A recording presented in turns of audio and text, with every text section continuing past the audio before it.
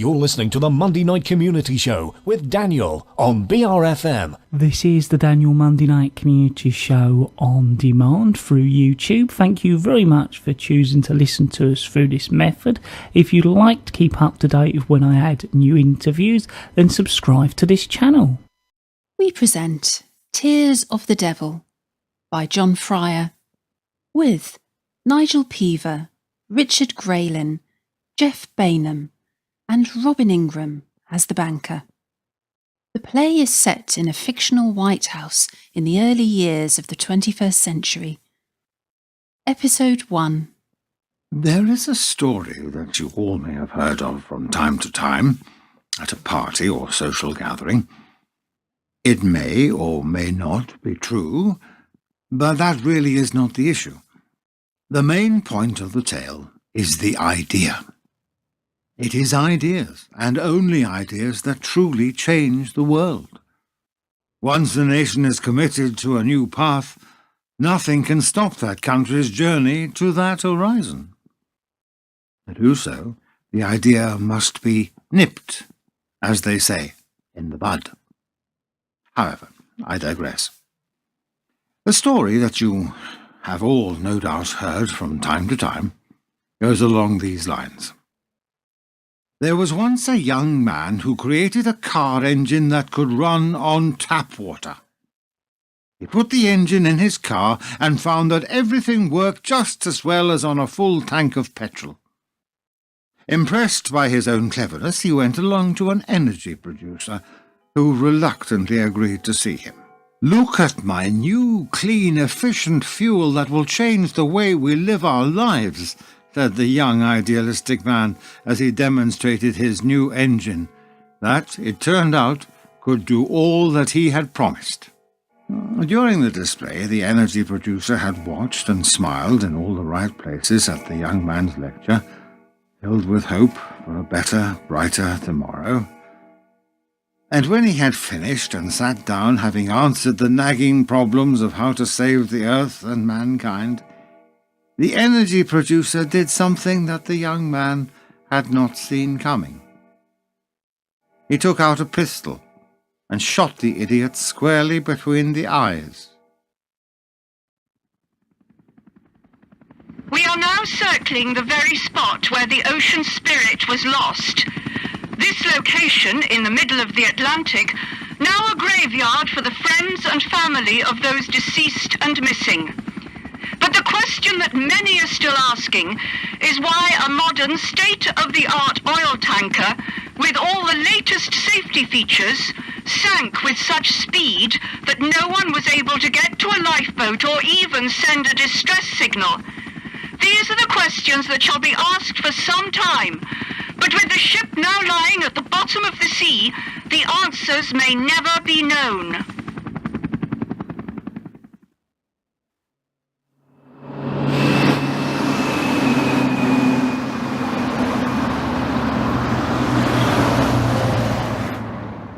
You've seen the figures? Yeah, I've been studying them all night. What do you think? I think we need a magician to sort them out. I just don't know what the GAO does all day, sending out reports that no one in his right mind has a hope in hell of understanding. If I were the president, I'd fire the whole lot of them and get someone in who can write in plain English. I'm sure they're doing their best, David. Call my mother, God bless her, does her best. But we aren't asking her to run the country now, are we? I don't know. What's her availability? She'd soon sort those goddamn idiots out over there at the General Accounting Office. That she would. I do not doubt it.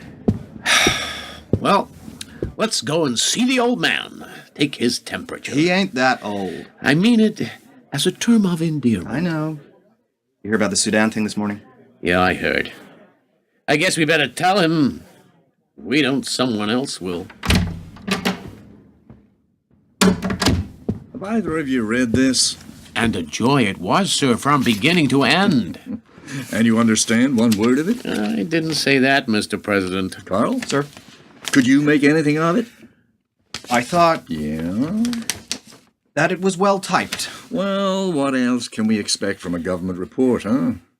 I'm only weeks away from announcing for re-election, and we're still releasing reports that say nothing that anyone will ever read, understand, or even remember. I thought that was the objective of government reports, sir. I thought the objective of the government was to do good for the people. Oh, you know, Carl, Yes, Mr. President?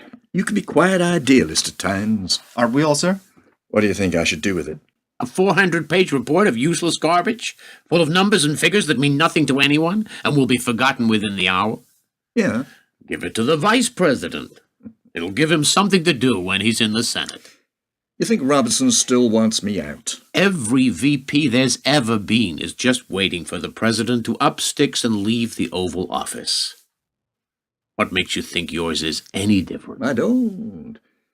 David, do me a favor and see that this finds its way to the Eisenhower Executive Office building. I'm sure the VP will be delighted to spend his spare time on it. Yeah, I'm sure he will.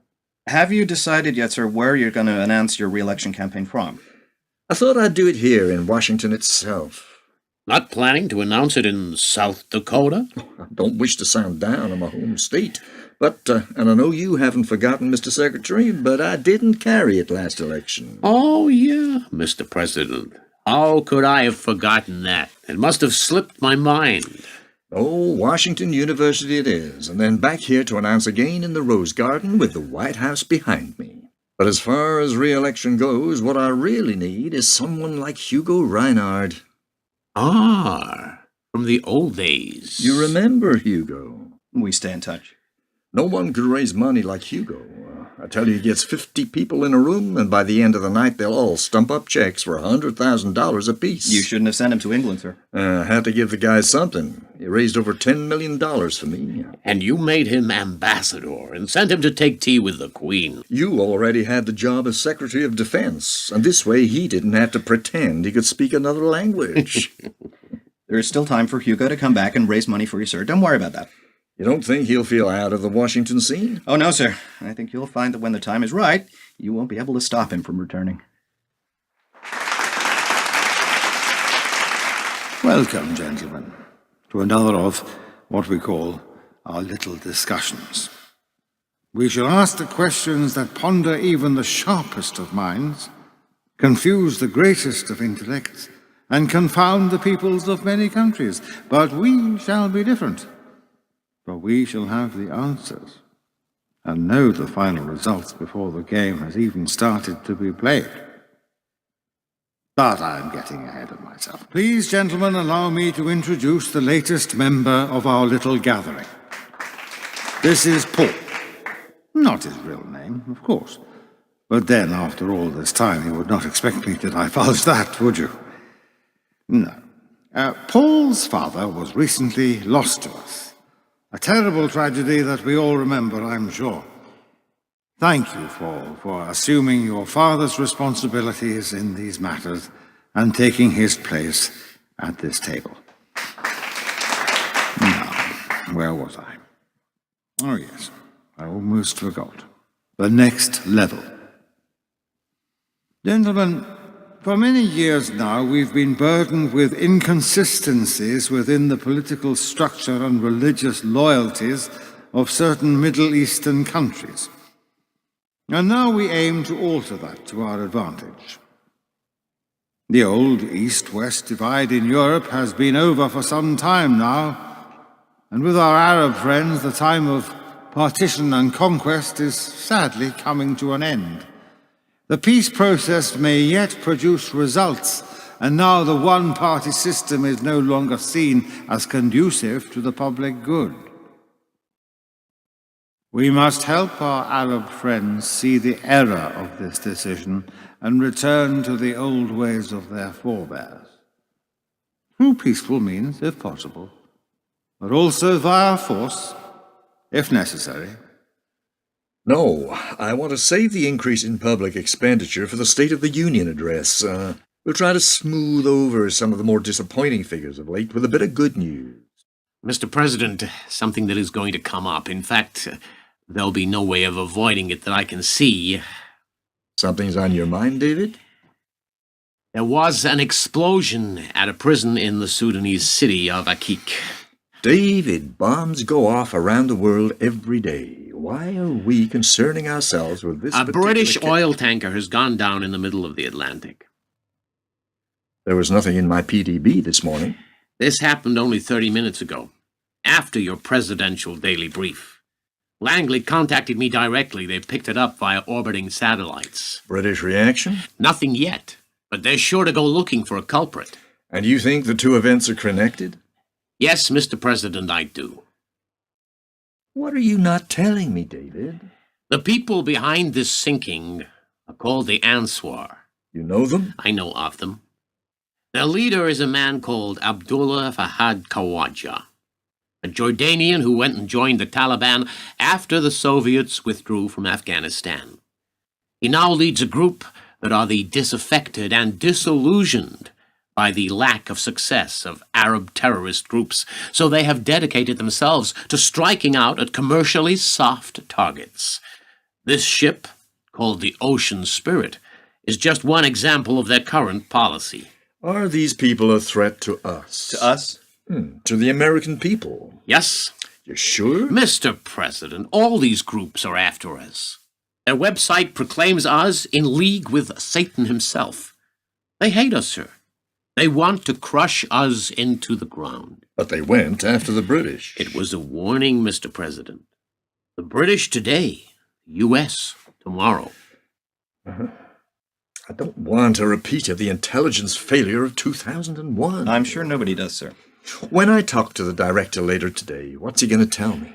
That since our public statements of not having intelligence assets in the Middle East, we are working tirelessly to rectify the situation. Which means what, exactly? It'll take years, maybe even decades, to provide us with the eyes and ears we need to have any effect on what's going on over there. Assuming, of course, that the director of the Central Intelligence Agency wasn't bluffing just for the sake of the The cameras. CIA bluffing, sir? Unthinkable.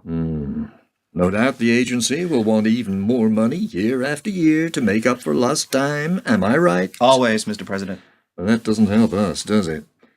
What is going on over there at Langley? Between ourselves, sir, the agency is currently fighting a number of turf wars, both inside the organization and outside. With who? The Directorate of Operations is currently coordinating all North African projects. Intelligence by committee. The same goes for the Counterterrorism Center. And the National Security Agency. That's what I heard. The DO, CTC, and the NSA all receive increasingly large amounts of our GNP. How much more do they want? Say 5%? Perhaps I should cut their budgets. How about that as a motivation to perform? Sometimes it's like the worse they do, the more we give them. That's the way it's usually done, sir. A rerun of New York, the country would go ballistic and scream for blood regardless of the facts. Mr. President, the world has just had a rerun, except that this time it was at sea rather than on land. But the fear in the public is still the same. All right. So what can we do? How do we stop this? An oil tanker. Yeah, I recognize the symbolism immediately. Oil. The tears of the devil, the Arabs call it. And I'd have to agree with them. They were quite clever, Mr. President. They knew the effect this will have on our already nervous markets. Over one ship? Sir, that isn't the way Wall Street will see this. To the moneymen, this will appear a direct attack on U.S. energy consumption. To the oil-producing nations, a retargeting of their infrastructure and economies. The result being... The threat of oil price rises. I doubt Mr. President will be given the luxury of a threat. Price rises are on their way. But this is an isolated event, surely. OPEC will see this as, if it happened once, it will happen again. I thought the figures for the State of the Union were going to be poor. But with even worse news on the way, my critics will have a field day. Then perhaps we could confuse the issue, or at the very least give the world something else to focus its attention on. Negative growth always raises the ghost of recession. Once business hears that word, it battens down the hatches and prepares for the coming storm. You know what that means? Yes, sir. They stop hiring people and start firing people. Investment stops and the economy spirals downwards into oblivion. That's a little dramatic, sir. Am I wrong? I didn't say that, Mr. President. Which means you think I'm right. As always, sir. Good. As long as everyone accepts my authority without question, then we'll all get along just fine. Will that be all, Mr. President? Yeah. Oh, no. This group you talked about. Yes, sir, the Answar.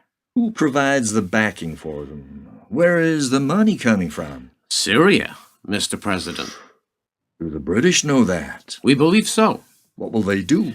Ask us for assistance.